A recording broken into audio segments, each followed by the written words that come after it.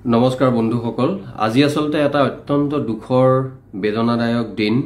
কেইঘণ্টামান আগতে অসমৰ এক বিশাল সাংগীতিক প্ৰতিভা জুবিন গাৰ্গৰ নশ্বৰ দেহ সিংগাপুৰৰ পৰা দিল্লী হৈ আহি গুৱাহাটী পাইছেহি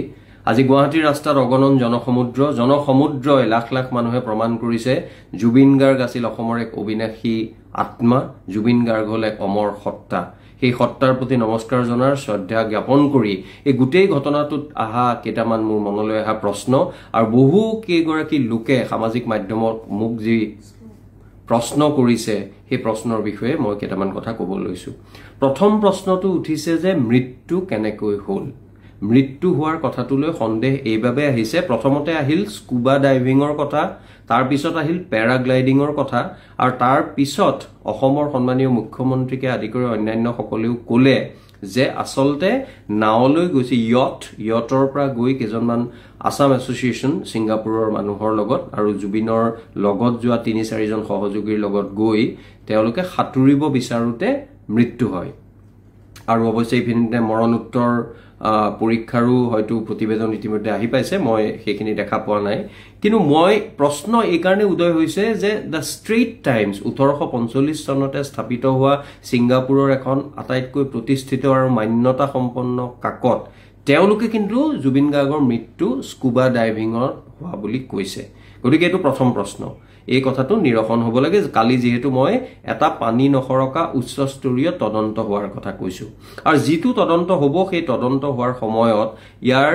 নিমন্ত্ৰণৰ পৰা আৰম্ভ কৰি সকলোবোৰ দিশ সামৰি ল'ব লাগে কাৰণ এইভাবে কৈছো সামাজিক মাধ্যমত আৰু এটা বিভ্ৰান্তি হৈ আছে বহু কেইজন গুৰুত্বপূৰ্ণ মানুহে কৈছে জুবিন গাৰ্গৰ সিংগাপুৰলৈ যাবলৈ বলে মন নাছিল কিন্তু আয়োজকৰ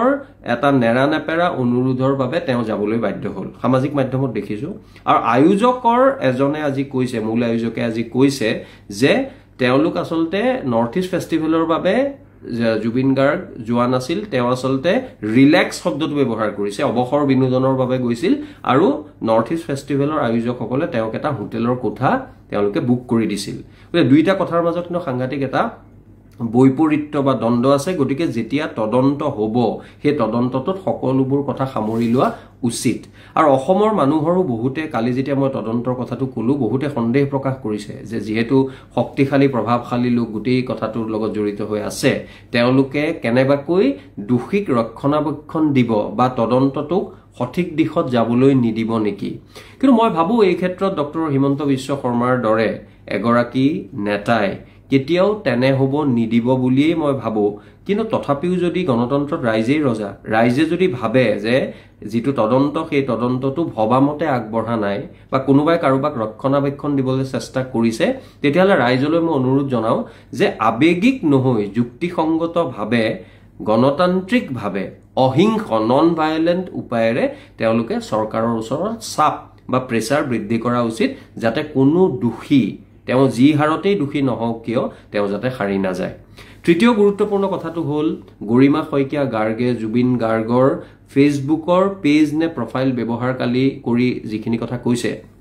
সেইখিনি আসলে এই সময়ত টিপ্পনী দিব লাগে বুলি মই নাভাবো কাৰণ তেওঁ এনে এটা সাপৰ মাজত আছে এনে এটা পৰ্বত সমান দুখৰ মাজত আছে তেনে সময়ত আসলে তেখেতৰ ভাষ্যৰ ওপৰত কথা ক'ব নালাগে তথাপিও বহু মানুহে ইতিমধ্যে কৈছে বহু দুখৰতাৰ সৃষ্টি হৈছে কাৰণে কওঁ যিগৰাকী সিদ্ধাৰ্থ শৰ্মা বুলি তেওঁ মেনেজাৰ আছিল তেওঁ অসমীয়া অসমীয়া আইলেও বিতৰ্ক হৈছে সেই বিতৰ্ক মই অপ্ৰয়োজনীয় বুলি ভাবো তেওঁ মেনেজাৰ হিচাপে আৰু গৰিমা শইকীয়া গাৰ্গে যেটো কথা কৈছে যে জুবিন গাৰ্গৰ আগৰ অসুখ হোৱা সময়ত তেওঁ খুব ভালকে পৰিচৰ্যা কৰিছে তেতিয়াহ'লে এটা ডাঙৰ প্ৰশ্ন আহে যে যিগৰাকী মানুহে জুবিন গাৰ্গৰ বেমাৰৰ কথা অসুখৰ কথা জানে আগৰ অসুখৰ সময়ত পৰিচৰ্যা কৰিছে সেইগৰাকী মানুহে সেই মানুহজনক সাগৰৰ বুকুৰ মাজলৈ লৈ যোৱাৰ কাৰণ কি আগদিনা কিমান হৈছিল আগদিনা কিমান মানে নিখালৈ তেওঁ এটা টিয়াৰ্স ইন হেভেন পৰিবেশন কৰা আমি দেখিছো এইখিনি কথা যেতিয়া সাধাৰণ মানুহৰ সাধাৰণ এজন তেওঁক ভাল পোৱা মানুহৰ মনলৈ প্ৰশ্ন আহিছে গতিকে যিগৰাকী মানুহ গৰিমা শইকীয়া গাৰ্গে কৈছে তেওঁৰ লগত সাৰ দৰে লাগি আছে যোৱা কেইবাটাও বছৰ সহায় কৰিছে সেইগৰাকী মানুহে এইখিনি কথা জানিব লাগিছিল নে নাই এই বিষয়ত আসলতে আমাৰ সামাজিক মাধ্যমত যিবোৰ প্ৰশ্ন উঠিছে মই যুক্তিসংগত প্ৰশ্ন বুলি ভাবো গতিকে সিদ্ধাৰ্থ শৰ্মাক নিশ্চিতভাৱে তদন্তৰ আওতালৈ আনি আমি প্ৰকৃত সত্যটো জানিবলৈ চেষ্টা কৰা উচিত ইয়াৰ লগতে আন এটা কথা আহিব, সেই কথাটো হ'ল মই শেষত ক'ব বিচাৰো যে এনেকুৱা হয়তো আৰু দুখৰ যাতে বাতৰি অসমীয়া মানুহে আৰু পাব লগা নহয়। আমাৰ জীৱনত আমি ভূপেন হাজৰিকাৰ ক্ষেত্ৰত দেখিলো, আমি জুবিন গাৰ্গৰ ক্ষেত্ৰত এতিয়ালৈকে দেখিলো। মই শেষত এটা কথাই ক'ব বিচাৰো, আত্মসমালোচনাও লাগিব, অসমীয়া জাতিক আশাৰ বতৰাও আমি বিচাৰিব পাৰিব লাগিব। জাতিটোৰ ইমান সংকট, ইমান প্ৰত্যাহ্বান, আৰু মই আজি জুবিন গাৰ্গৰ মৃত্যুৱে, কৰুণ মৃত্যু, জাতিটোক কন্দুৱাই গৈছে, নিথৰুৱা কৰিছে, কিন্তু জাতিটোক একত্ৰিতও কৰিছে। আজি কংগ্ৰেছেই হওক, বিজেপিয়েই হওক, ছাত্ৰ সন্থাই হওক, কৃষক মুক্তিয়ে হওক, জাতীয়তাবাদী যুৱ ছাত্ৰ পৰিষদেই হওক, বা কাৰো লগত প্ৰত্যক্ষভাৱে জড়িত নোহোৱা প্ৰতিটো ধৰ্ম, প্ৰতিটো বৰ্ণ, প্ৰতিটো বয়সৰ মানুহ আজি কান্দোনত ভাঙি পৰিছে, আগবাঢ়ি আহিছে। তেওঁলোকে এই ধৰণেৰে আমাৰ একতাৰ এনাজৰীডাল ৰাখিব লাগিব। নহ'লে আমি গোলাঘাটত দুদিনমান আগতে যিটো দৃশ্য দেখিলো, এগৰাকী মানুহে ইংৰাজীতে উচ্চ বাচ্য কৰি জুবিন গাৰ্গক চিনি নাপাওঁ বা কমকৈ চিনি পাওঁ বুলি কৈছে, তেনেধৰণৰ কথা কিন্তু অসমৰ গোটেইবোৰ ঠাইতে কিন্তু বৰ সুলভ হৈ পৰিব। অসমীয়া জাতিক মেৰুদণ্ড পোন কৰি, শিৰ ওখ কৰি যদি আমি সকলোৱে মিলি আমাৰ থকা মতান্তৰ পাহৰি আমি যদি ৰাখিব পাৰো, মই ভাবো সেইটো হ'ব আজি জুবিন গাৰ্গৰ নশ্বৰ দেহ আহি পোৱাৰ দিনটোত আমি তেখেতৰ স্মৃতিৰ প্ৰতি যাচিব পৰা গভীৰ শ্ৰদ্ধাঞ্জলি। তেখেতৰ গীত লাগিব, তেখেতৰ সংগীতক লৈ নানা কথা হ'ব,